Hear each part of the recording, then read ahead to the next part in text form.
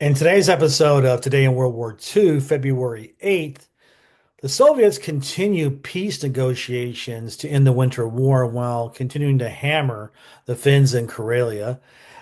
British forces reach El Agheila in the Cyrenaica Peninsula in Libya.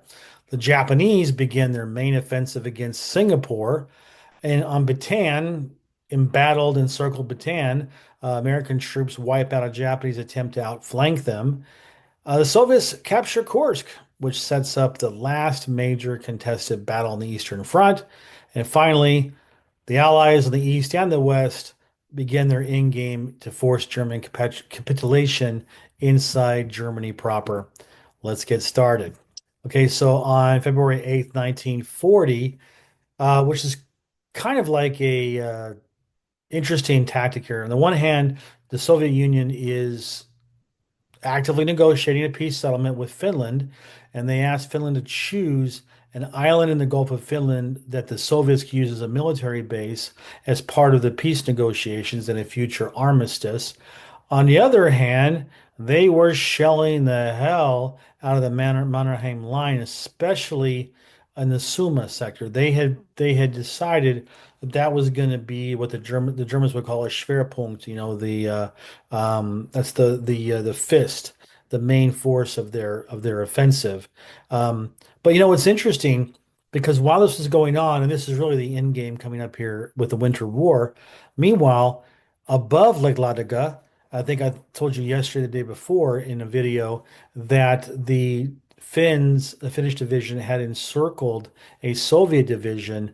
Well, just like I had told you in a previous video, they had chopped off the head, chopped off the body of the division into bite-sized morsels called muti, and then they would set about wiping those individual pockets out.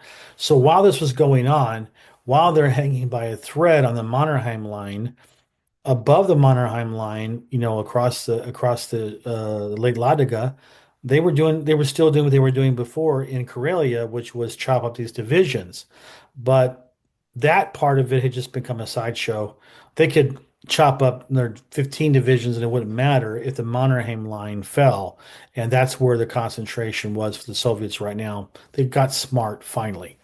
You can get smart by subscribing to my video, to my channel, I should say, and clicking the bell, which will allow YouTube to notify you whenever I drop a new video. I promise not to shell you.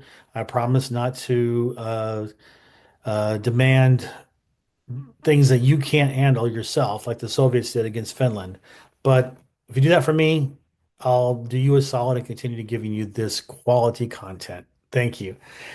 On February 8th, 1941, the British forces reached El Agheila in um, in Libya on the Cyrenaica Peninsula. I always pronounce that incorrectly. I apologize. I sound like a stupid American. Look, I don't speak Arabic, okay? I speak Finnish, I speak Russian, I speak German. Don't speak Arabic, so apologies for that. See, I had to justify myself to you people of your ilk. Anyway, the Brits reached this place. It's in this North Africa campaign.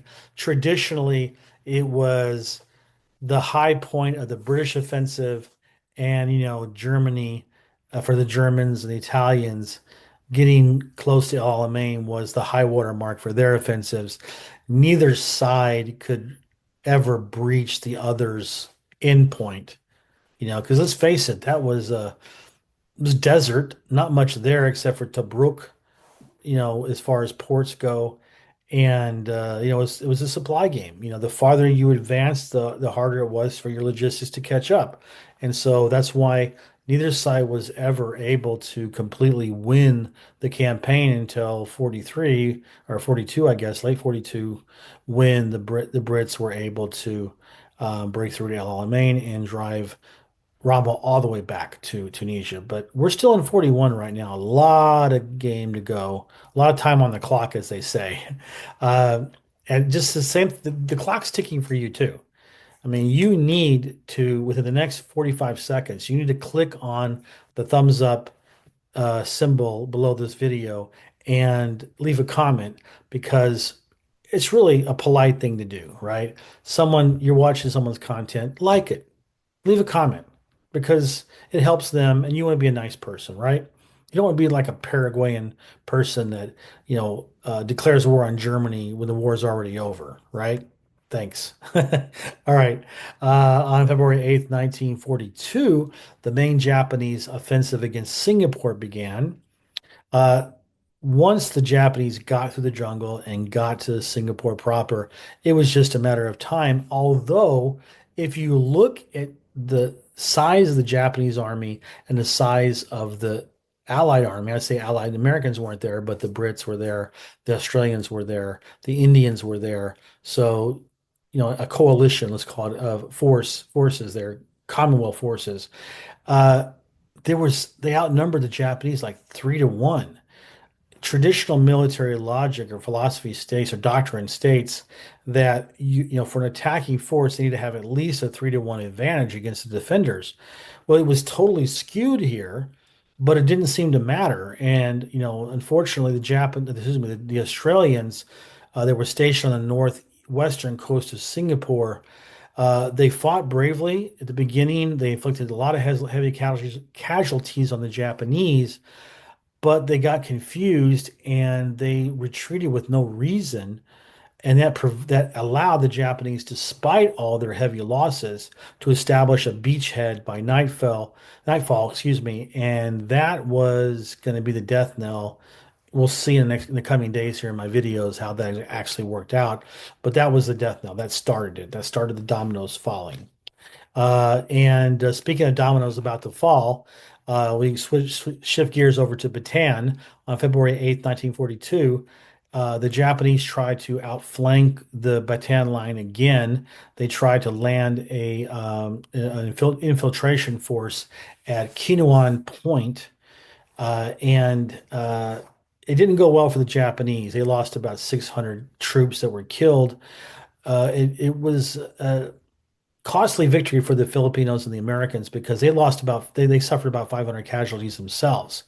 The ineffectiveness of the Japanese attacks caused the Japanese general who commanded the Philippine campaign, General Hama. He called off these offensives, fell back to more defensible positions because he wanted to get reinforcements. That was going to be a dicey thing to ask because of all the fronts and the Japanese were currently involved in this first offensive.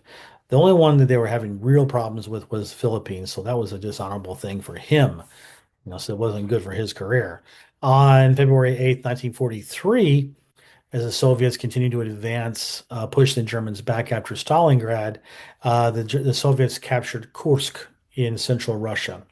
That's important because I'm going to fast forward a few months in the summer when the last major contested battle of the war on the Eastern Front would be fought at, I don't want to say equal terms, because by this time the Soviet Union did have an advantage in troops and tanks and mobility, although Lend-Lease was starting to really be felt without the trucks, especially to help the Soviets become more mobile. But it still was a toe-to-toe fight. That's coming up. But here, the Soviets captured Kursk and they were able to push forward. And it was kind of like a battle of the bulge type situation. There was a bulge there, and it was just baiting Hitler to try to cut it off at the neck, which is what was going to happen. But I'm not going to go into that. That's a video for a different day. And then finally, on February 8th, 1945, I'm going to cover both the Eastern Front and the Western Front here. On the Western Front, the Western Allies, they began a pincer movement to clear German forces in the area between the Rhine River and the Meuse River. That's the Rhineland. That's where the French had just let them walk in and take over the Rhineland in 38. If you remember, that's the geography where we're at now. And then on the I'm sorry, the Eastern Front, the Red Army started their Lower Silesian offensive. This was important because that was the last major resource area for the Germans. Speer had already told Hitler that without the coal, the war was over. Well, you know, you had to force, the only way that Hitler was going to know the war was over was when the bullet went through his brain in April when he committed suicide. So you still had to reach the point where even that Dummkopf would know that it was all over. And I hate to tell you this, but you're not a Dummkopf, but this video is over. So thank you very much for watching. I appreciate it, and I can't wait to talk to you again tomorrow.